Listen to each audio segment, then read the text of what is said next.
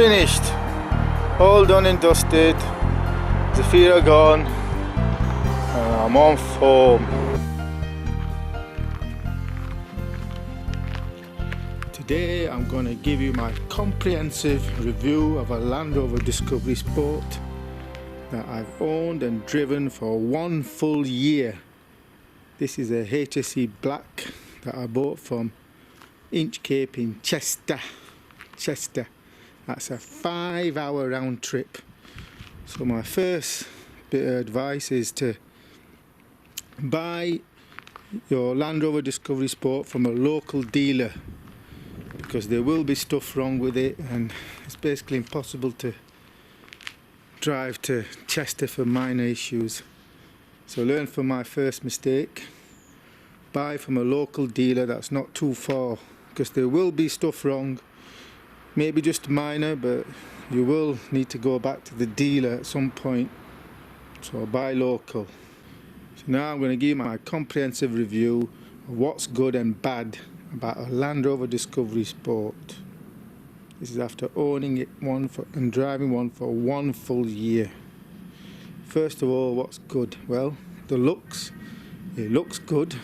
Can't go wrong with that, even on this freezing day in December. See the ice? It looks good. Parked on the driveway. Anyway, and when you're driving about, looks more expensive than what it is. Alloy wheels. Always buy the highest trim you can afford if you're going to get one, because it definitely pays to have the bells and whistles. Why get an SEC Tech?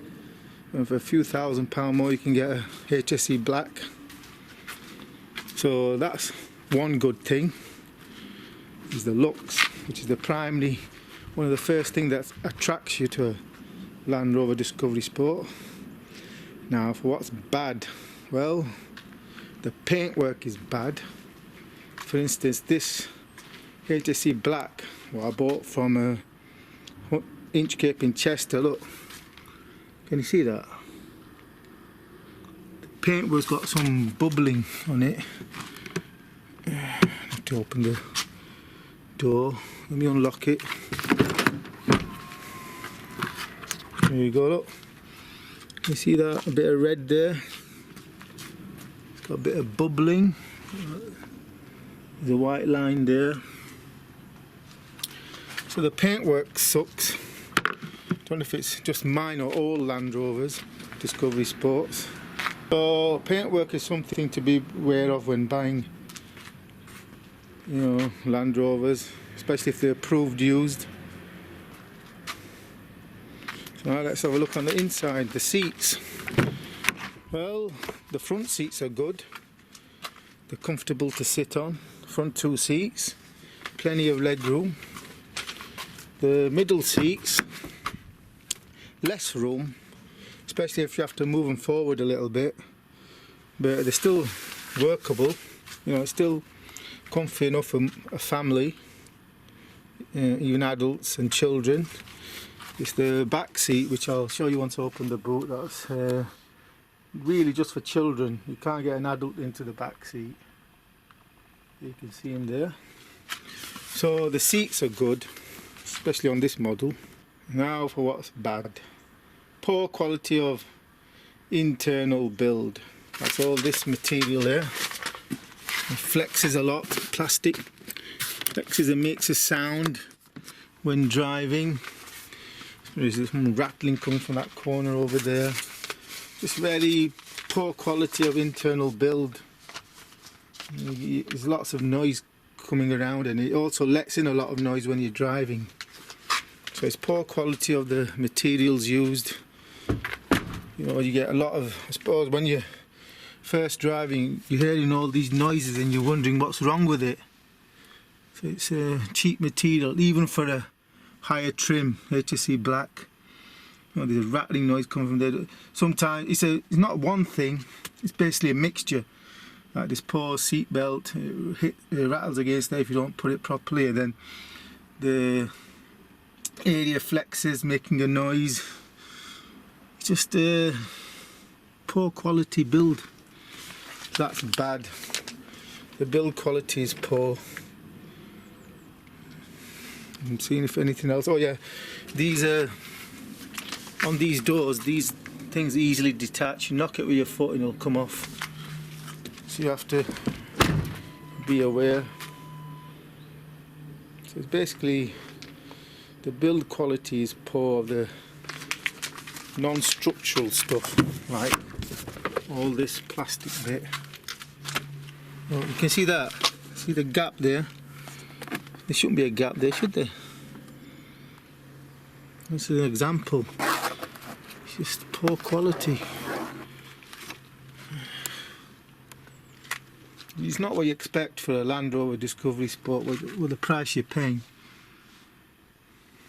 And let's have a look at something that's good. Let's open the boot. Yeah, it's good having a automatic tailgate.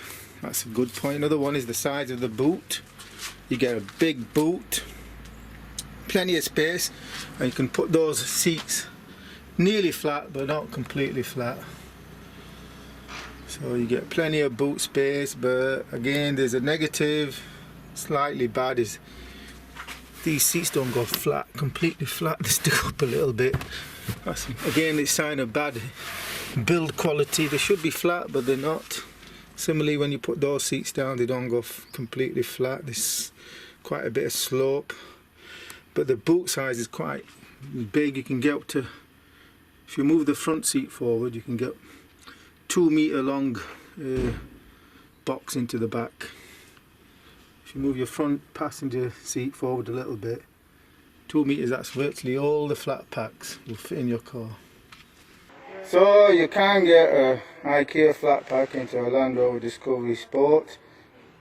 This has got 2 1.9 meter long packages and one smaller one. It's a wardrobe, large wardrobe, and a TV stand, and there's plenty of space here at the back, and as you can see towards the front, yeah, because it slopes upwards. In essence, you can get up to a 2 meter long package if it's not more than about 60 or 70 centimeters width.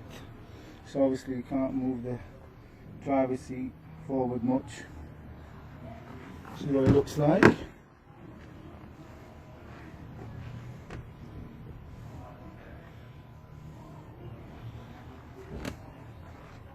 So they've got good boot capacity. If you move the passenger seat forward, right, we'll go off. So there's plenty of space in the boot, which is a good. Just that again, the internal build's a bit poor. Seats don't go flat. You know, even Zafira's seats went flat, but these don't. I'll show you the back seat. As you can see, there's not much leg room. In fact, there's no leg room, which is why, whilst an adult could sit in here, but there's no space for the legs. So it's a child seat. You basically don't want to go over someone weighing, say, 110 pounds, 100 pounds. So a small adult or a child. There's no space for someone my weight anyway. Yeah, it's good how they easily come up and down. So that's the back seats and the boot, mixed bag, plenty of space, but don't go flat, and the back seats not of much use other than for a child. Here we go. Now let's have a look inside, what kind of view you get out the back. Basically, don't get the defrost the screen, windscreen. Basically, the view out of the back is bad. If you've got adults sat there, you can't see nothing. But this, which is why you need to get a trim with a rear view camera. It's a requirement. Let's put the rear view camera on. Here we go, look. It's clearly, the rear view camera is good. It curves round so you can see beyond the edge of the car. You know, the edge of the car is basically here. This is where because of the curvature, it extends beyond. So you definitely need the rear view camera, which is good. It would be better if it would record, but unfortunately it doesn't record. You know, you got a little memory down there, look. You can plug it in there for updating the sat nav probably. So the rear view camera is good, but the view out of the back is bad. So if you're thinking of getting a Land Rover Discover Sport, you must get a trim with a rear view camera, otherwise you're going to have problems. The wing mirrors are good size, but they don't make up for the fact that you can't see nothing out of the back. You don't know where the back is. So you must get one with a rear view camera. Okay, what about reliability? Does it start? So look, put your foot down on the brake and no problem starting. So what's good about the Land Rover in my experience is that it is reliable. It's not broken down in the year I've owned it, which is one of the main requirements you want from a car, that it doesn't break down. So that is good. So whilst I'm waiting for the screen to defrost so I can drive it, what about the Land Rover's sales pitch for 2-year service or 21,000 miles, whichever comes first? What about that? Is that reliable? Well, unfortunately it's not. See if I can show you as an example. Come on.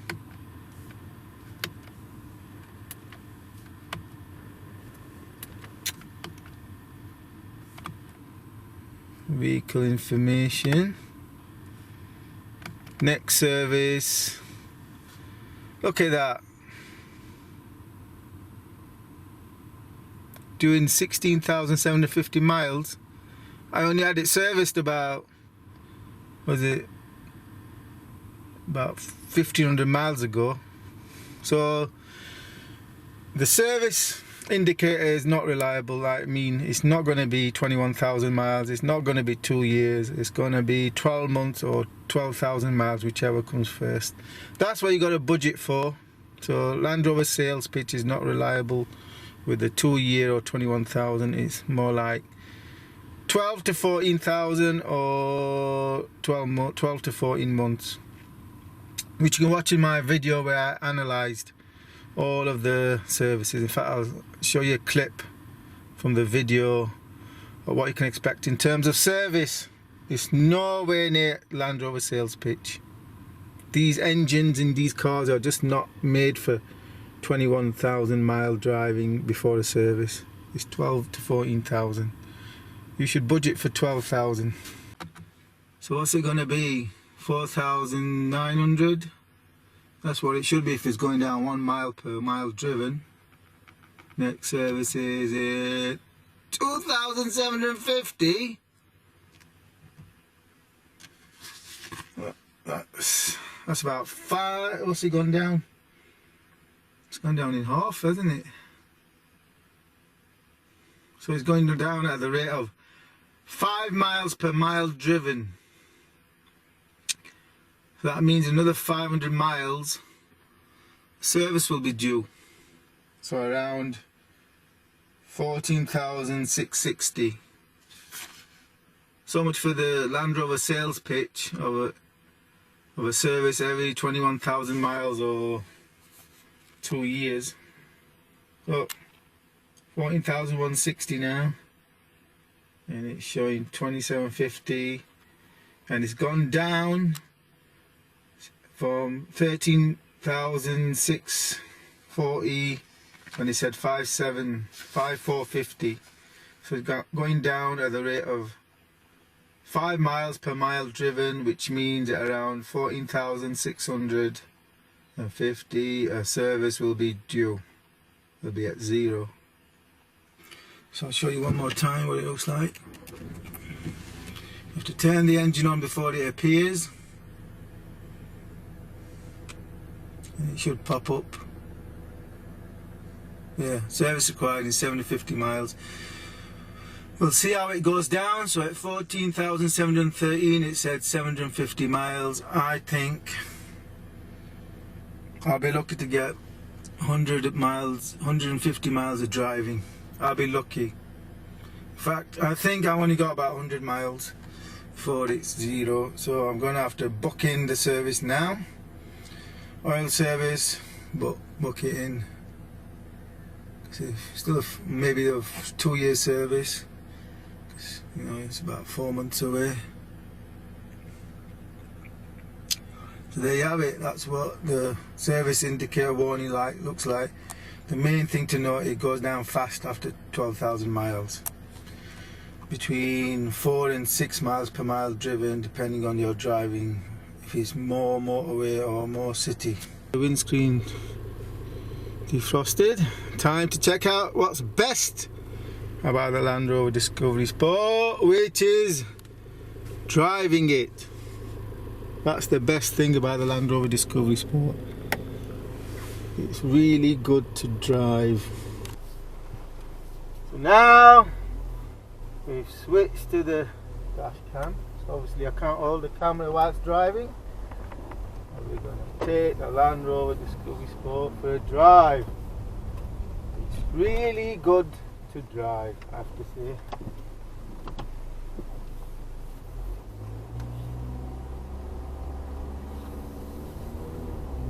In all weathers, you know, it's good for taking on, you know, long journeys and short.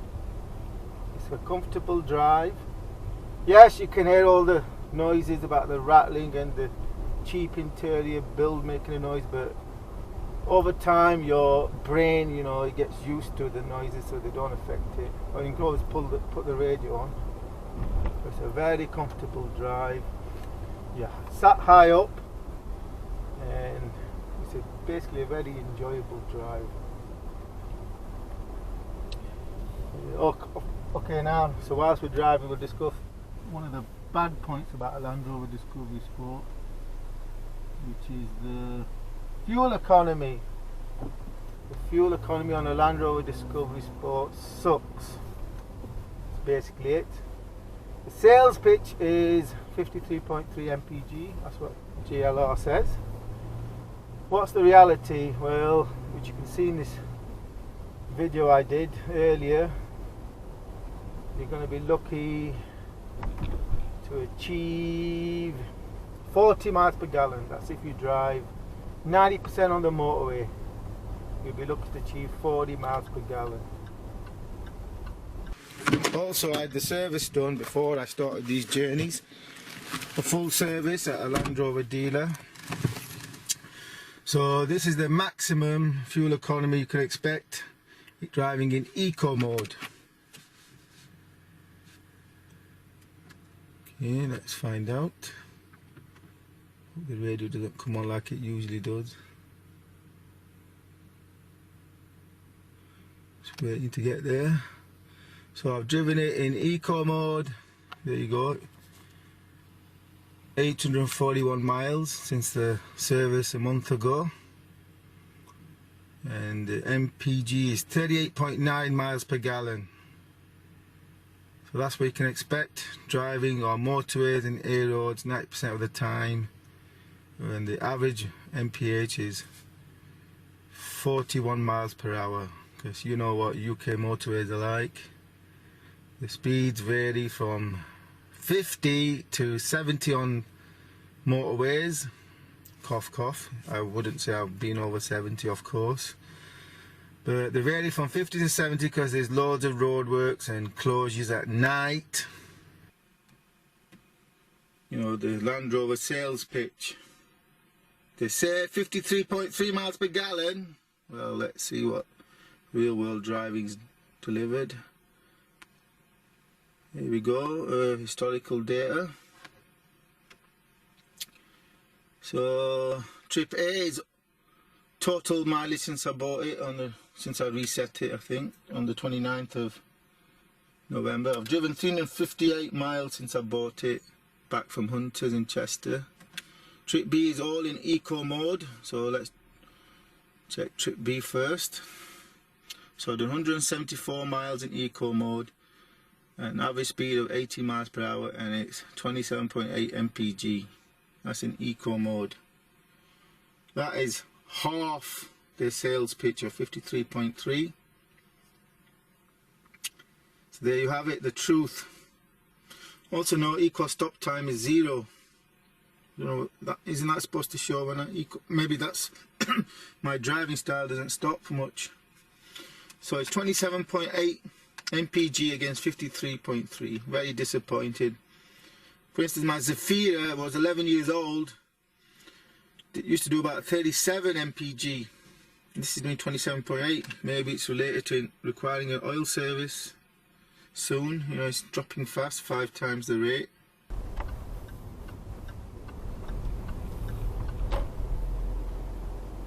What about if you drive in the city? Well, then you're going to be looking at around you'll be looking to achieve 35 miles per gallon. If you drive, say, 90% in the city, you're probably looking to achieve 30 miles per gallon, in fact, at 90%.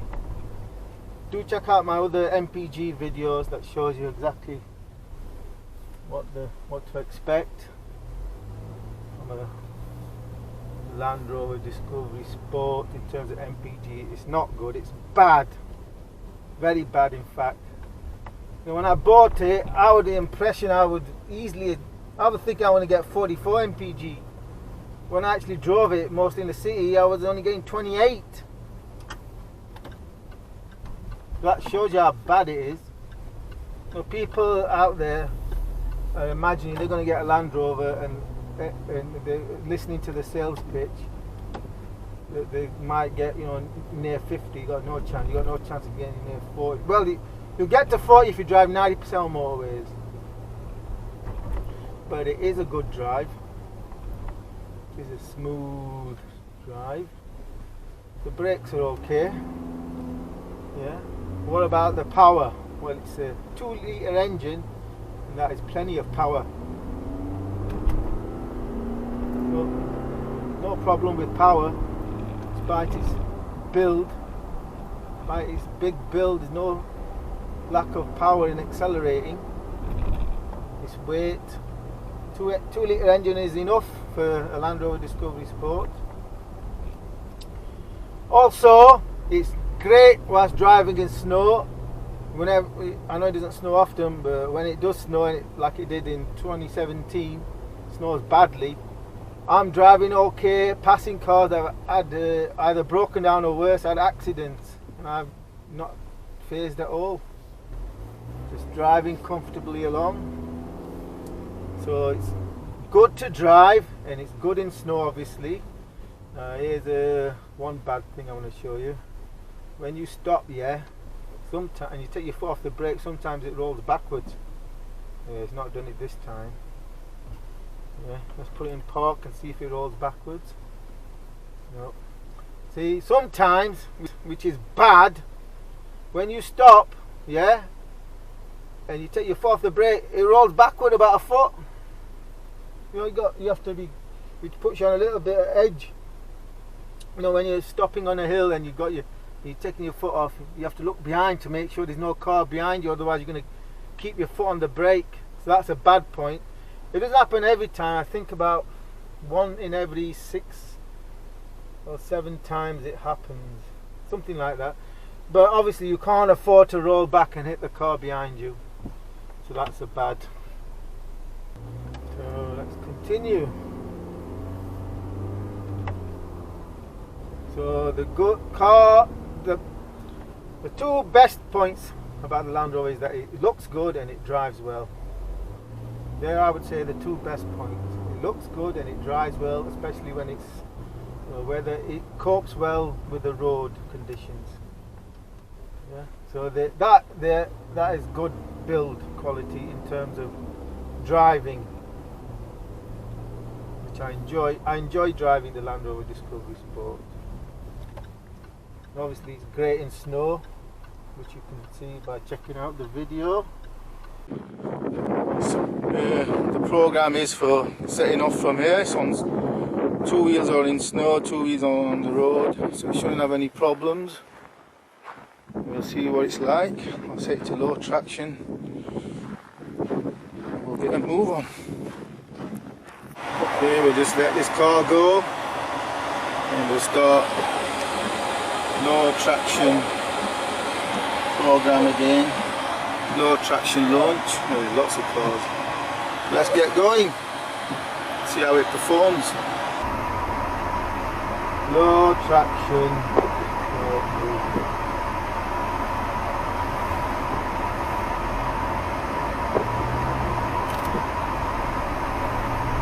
Yeah, no problem. So there was no problem from low traction launch. Started without any problems.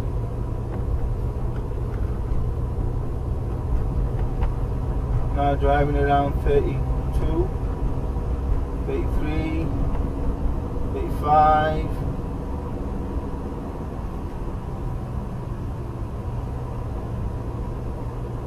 We're now getting towards the outskirts of Sheffield. Braking, there's no slippage.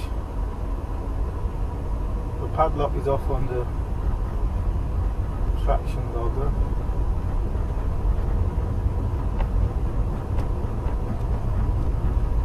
The Land Rover is coping very well with bad weather. Cyclist there.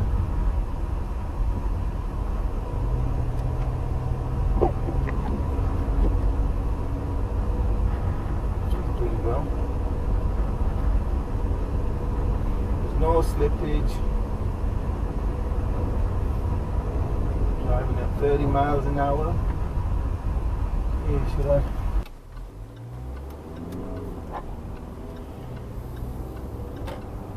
So you feel good driving it, and it is a good drive. All about the gears, yeah. The gears, they virtually up to 98% of the time work fine. I change his gears properly. Only occasionally, maybe I remember maybe 3 times in a year where it's failed to change gear for some reason. I put the accelerator down, it's stayed stuck in the old gear. It's happened 3 times. That's less of an issue than the rolling backwards, which is more common. I think that's happened at least a dozen times. More than a dozen. Probably 15 times where it's rolled back. That's more of a negative. So they definitely are good to drive. Land Rover Discover Sport. So I'm enjoying driving this. I could easily go for a 200-mile drive now. Obviously I'll burn a lot of petrol, burn a lot of diesel because the fuel economy is crap. So I'll show you what the current rating is for this when I pull over in terms of fuel economy. Just pull over there. So what are the maintenance costs like? Well, like I say, the servicing is going to be far more frequent than the sales pitch says. You know, so instead of once every 2 years, you're going to have once every annual service. And they're expensive at the dealer. You know, this one cost me £450 for an oil change, a basic oil change service at the local Land Rover dealer. And also, what about the warranty? What's that value of that? Well, I think it's overhyped. They take care of minor stuff, minor issues. For instance, that bubbling paint. Nothing. They didn't do nothing about the bubbling paint when I took it for service. They just pointed it out that the paintwork is bubbling. Well, fix it. No, not under warranty. And this is less than 2-year-old car. So there you go. The warranty is a bit of a sales pitch. Yeah, it's okay for minor stuff. You know, a little bracket broken that shouldn't have, which was the issue with the exhaust. But you can check out the video I did about the dealership and maintenance, what to expect. So it is running costs will be high in terms of maintenance. You have to maintain it, otherwise you're going to have even larger costs incurred. And the warranty is overhyped, the approved used anyway, which is the same as Land Rover warranty, because they're not fixing they didn't deal with the bubbling paint. That's how I was sold by Inchcape in Chester. So there's that. So the warranty is a bit, 50-50, I think. And of course the MPG. Let's see if I can get you the MPG.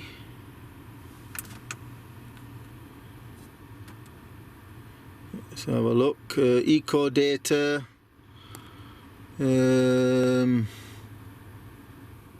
Advanced strip computer. There we go. Where's historic data? This tells you more accurately. Forget that. That's just fluke. So basically, I'm getting trip here for driven 1100 miles. Average MPG 32 MPG, and I'm getting 34.5 MPG. Now that is about 60% driving on UK motorways, roughly 60% where you be on long stretches you're stuck to 50 or less when there's traffic. So if you're driving in city, your MPG is going to be maybe average is going to be maybe 24, 25, probably less. And your MPG will be under 30 for that. So I've got higher MPG than, well, it's basically about 65% driving in motorway. I've got MPG of 34.5. But do check out my other videos about the MPG at different mileage. Because I've driven, when I drove, say 90% motorway, it was, I think, 39 MPG I had at 90%. So let's continue with the in-car controls. Basically the sat nav is rubbish.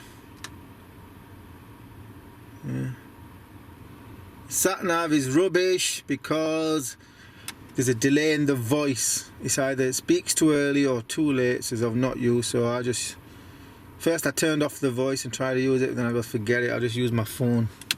So in terms of the sat nav, it's pointless. What about the phone? Yeah, it's Bluetooth is fine for media and phone call.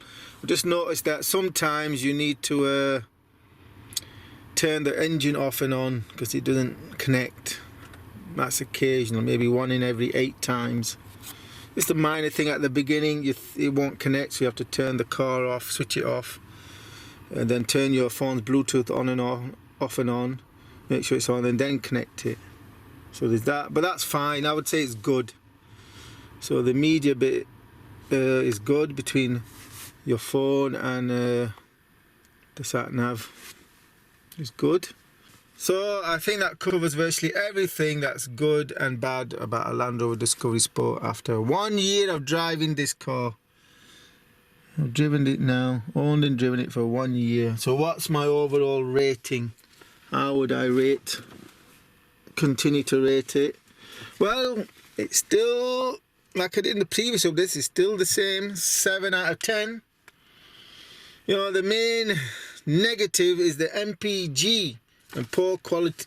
Well, you get used to the poor quality of the build. It's only initially you're a bit pissed off. Oh, I paid all this money and look at this cheap crap.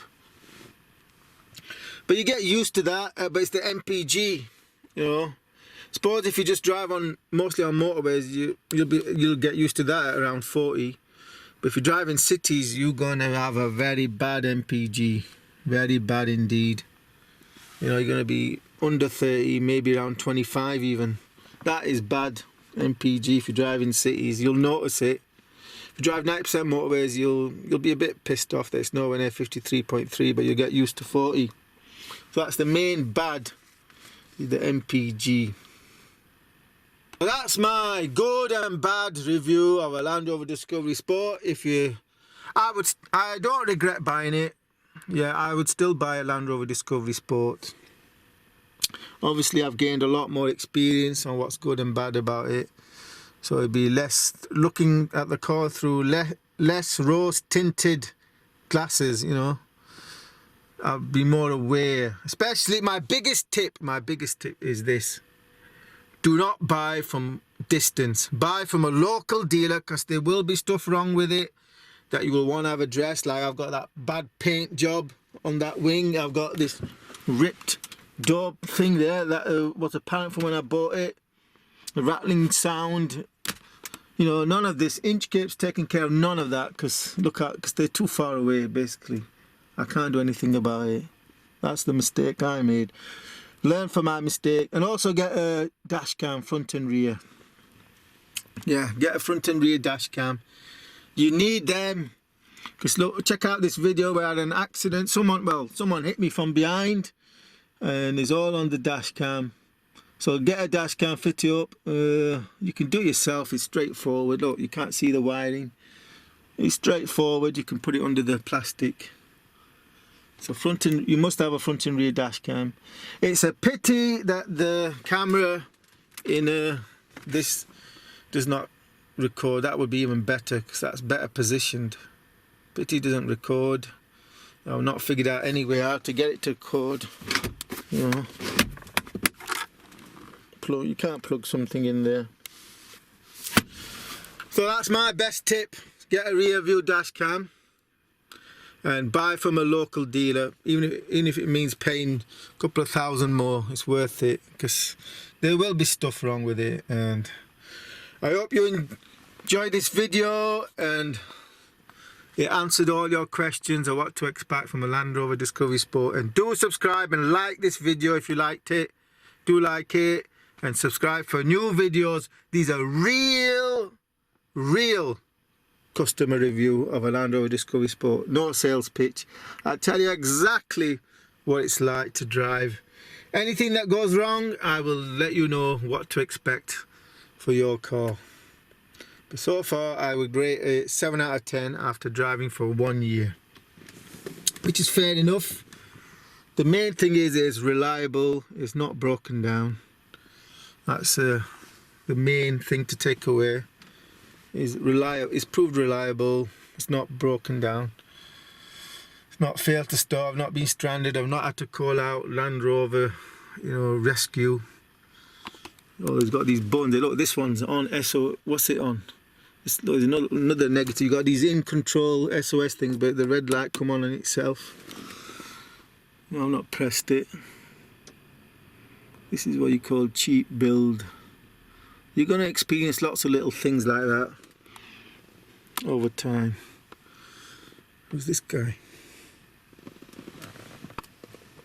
Anyway, do subscribe for new videos in my Land Rover Discover Sport.